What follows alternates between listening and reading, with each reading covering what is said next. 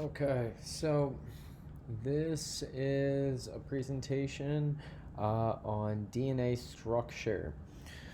So, what we're going to be talking about today is the chemical and physical structure of the DNA molecule, which hopefully you guys are somewhat familiar with. So, the first topic question is what is DNA? And the guided notes that you guys have are divided into the different topic questions, okay? And they're correlated directly to the slides. So, if I were you, I would have that open. If you guys can have that like side by side on your screens, that would be really helpful. Or you can just watch this whole video and try to fill it in as best as you can at the end. And then you'll be turning in those guided notes at the end. So the first thing we're going to talk about is what is DNA. So DNA stands for deoxyribonucleic acid, which sounds like a big word, and it is, but it's broken up into really what its nucleotide is made out of. So we are going to talk about what a nucleotide is and how they form the long strand known as DNA.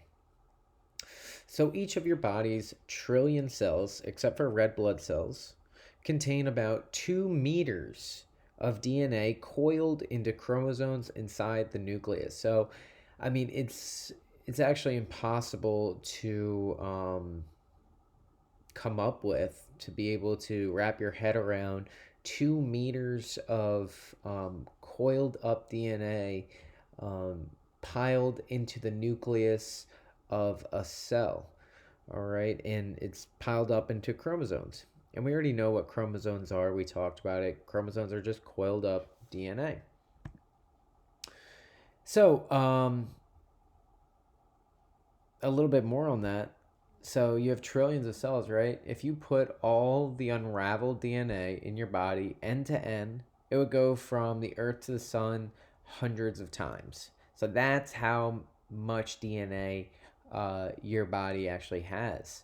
So it's an incredibly large amount of information um, packed into a really small area. But we can access uh, any strip of that DNA whenever we want. Um, and DNA is a molecule. It is like a book of code that tells your cells what to do. The best analogy that I've ever heard DNA referred to as is a cookbook, where each page in the cookbook is a different recipe. And you want depending on what cell or what each cell wants to do, they're going to need a different recipe on how to do it. So they're going to open up their cookbook and they're going to find that recipe and they're going to use only that recipe. So what's important to know is that every single cell has a copy of the cookbook. However, they might only use a few of the recipes in that cookbook. So, the topic question 2, what are the parts of the DNA molecule, right? So, DNA is in the shape of a double helix, which is sort of like a twisted ladder. Um, and this structure was a mystery to us for a long time. You've probably heard me talk about the history of, I think I've brought it up, of DNA. And I think I have a video too that I'm going to assign as well, just to talk about the history of DNA with Watson and Crick, and also Rosalind Franklin and some of the controversy there, because it's actually really interesting. But it also goes into how they discovered it, which is really amazing. So, you can see what this image is. It is just a screw that's twisted up, and the ladder. So it's a twisted up ladder is what is represented here.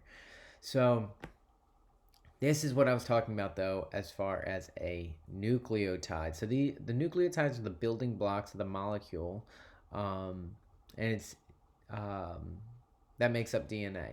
So remember how we talked about earlier in the year, um, the macromolecules, right? So carbohydrates, and we talked about polymers, and we talked about monomers, right? So DNA is a polymer, right? It is a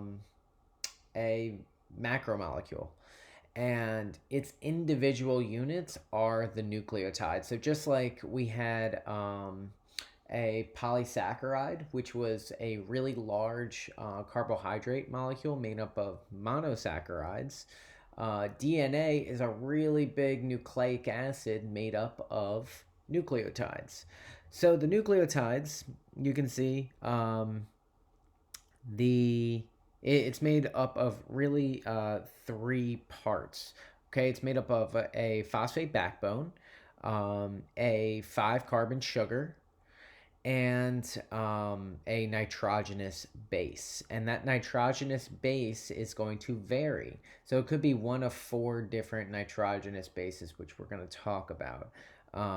But what doesn't change is the phosphate backbone, which is all the way on the left. It's just that circle. And you can see it's bonded to that pentagon shape. And that pentagon shape is your five carbon sugar. And that five carbon sugar is called deoxyribose. So already we have the name of DNA, right? It's called DNA because of that sugar, right? So if that sugar is present, that deoxyribose sugar, and it's a nucleic acid, then we have deoxyribonucleic acid. So that's where we get the name from.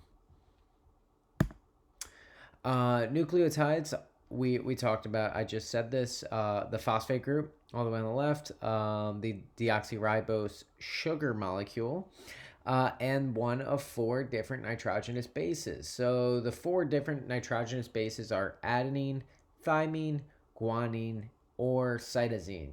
Okay, and this is specific for DNA. When we look at RNA, in I think a couple lessons, um, there's actually going to be no thymine. Instead, it's going to be a different nitrogenous base called uracil. But you don't need to know that right now. Right now, it's just adenine, thymine, guanine, or cytosine. But what doesn't change is the phosphate group and the sugar molecule. So, how is the double helix structured? So, the phosphate backbone and sugar groups are like the backbone of the DNA molecule. So, that's why you see the spine there. So, the ladder, the like poles of the ladder would be the phosphate and sugar groups. So, they actually, there's two strands, and they run parallel to each other.